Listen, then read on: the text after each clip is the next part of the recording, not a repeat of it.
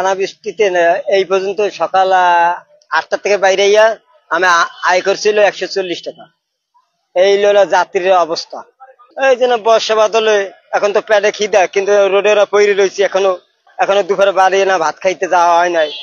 পাও রিক্সায় উঠতে চায় না অনেকে। বৃষ্টির অবস্থা আর কি, মোটামুটি যাত্রী আছে, মানে খুব বেশি যাত্রী নাই। আর রাস্তায় কি রাস্তাঘাট তো ভালো না, রাস্তাঘাটে জায়গায় জায়গায় মানে বড় বড় গর্ত হয়ে যাচ্ছে। এগুলা প্রতিকার করতে পারবো না। এখন সিটি কর্পোরেশন যারা আছে তারা করবে, দেখবে। বৃষ্টির জন্য লোকজন কম তো তুলনামূলক ভাবে, দেখা যাচ্ছে যার কাজ নেই সে তো আর বেরোচ্ছে না। প্যাসেঞ্জার নাই তেমন, কিন্তু এই বৃষ্টিতে ভিজে ঠান্ডা লাগতেছে, জ্বর হচ্ছে, এটাই আর কি।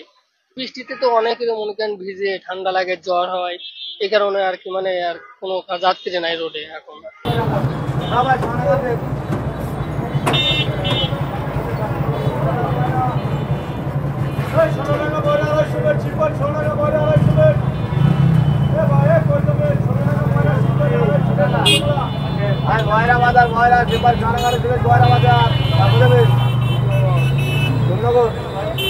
বেচে কিনা ভাই লেট করে খুলছে অনেক, আর মাত্র খুলছি তো এখনো লোকজন নাই রাস্তায়।